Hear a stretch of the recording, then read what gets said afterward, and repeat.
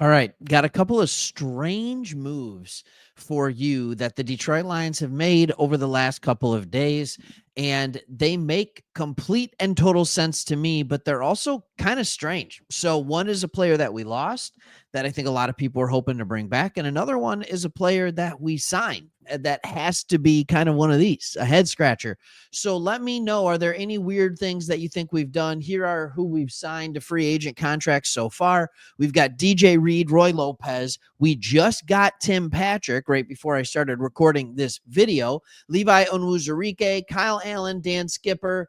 We brought back Craig Reynolds and Grant Stewart. All right. Are any of these did any of these become head scratchers for you? I think that's the first question that I have. There's one that is absolutely a head scratcher for me. And it's not so much that I don't like the player. I actually do like the player. He's a player that I followed a long time. And I know that sounds really weird because who follows journeyman backup quarterbacks? But his name is Kyle Allen. He is a quarterback. This is a guy who went undrafted in 2018. He's bounced around. He played a couple of years with the Panthers. He played a couple of years with the Commanders. And then he's spent a year with the Texans, the Bills, and the Steelers. So he's been around. He's seen a lot. He's been a second string player. He's been a starting quarterback. He did a lot. For his career, he has a 63% completion percentage. He's thrown for over 4,700 yards, 26 touchdowns to 21 interceptions with a passer rating of 82.3. Now, the fact that we have a quarterback or who he is not really the important part of this signing, is it? I think the thing that makes it strange is, what does this mean for Hendon Hooker? We all know what happened in the playoffs this year when a quarterback had to come in for a drive to replace Jared Goff when he clearly had a concussion. By the way, clearly, that player was not Hendon Hooker. It was a guy who was fresh off of coaching his high school team that he was coaching. He was fresh off a state championship. It was Teddy Two Gloves, right? Teddy Bridgewater.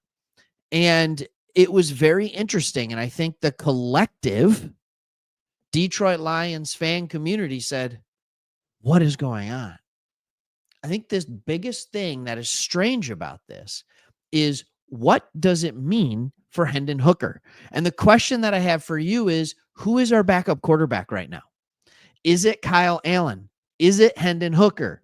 I know who we want it to be. We want it to be Hendon Hooker.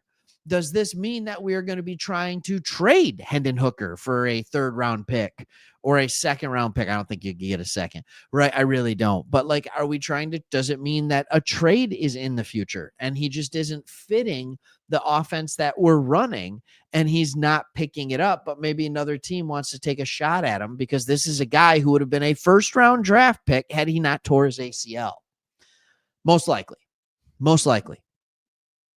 I think the other question that has to be asked here is, do they view Allen as somebody who they're just going to bring in on a one-year contract that's going to be better than Jake Fromm as a backup third string quarterback? Tiny hands. All right. I have small hands too. Or is this a guy that they're viewing to bring in and compete for number two? Is their trust in Hendon Hooker that bad? For his career, he is not a bad player. He is a guy on PFF that is graded out in the 70s for the most part, 60s. And the one time he was starting and actually threw the ball 489 times, right? And threw for 3,300 yards. He graded out as a 49.7, but that was his second year in the league. This is a guy who spent 2 years at Texas A&M, 1 at Houston. All right, let's get into the other strange things that I think are happening. And one of the ones that I thought was interesting is that they let Zeitler go.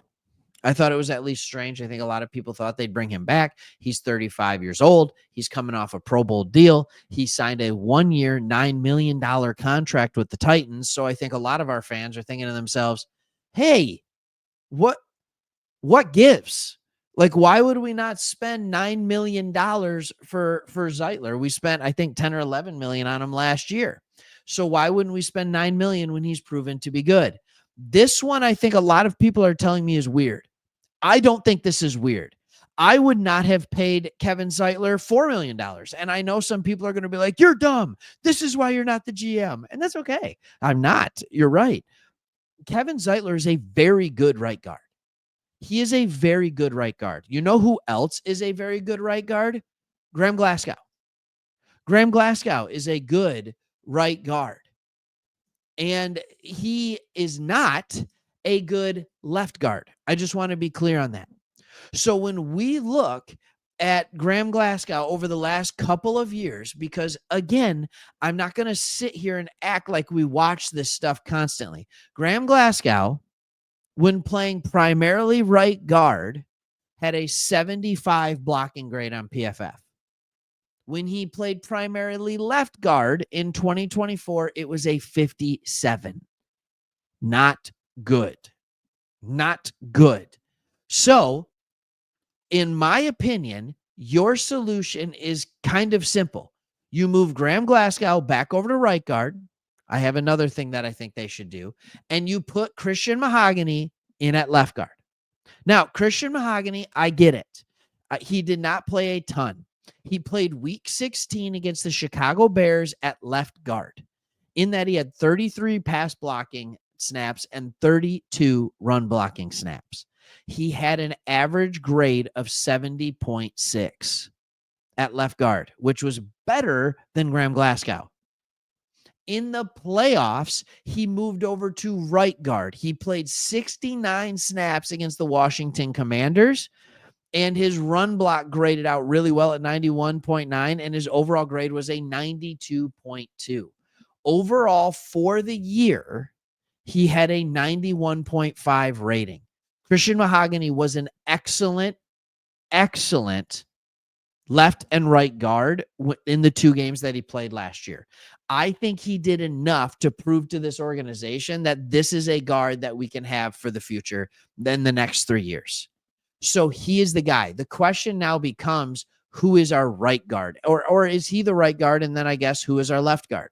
And you can make it like we're sitting here and there's still some guys that are still available, at least as I record this video. Mekhi Becton is still available. Tevin Jenkins is still available. Brendan Scherf is still available.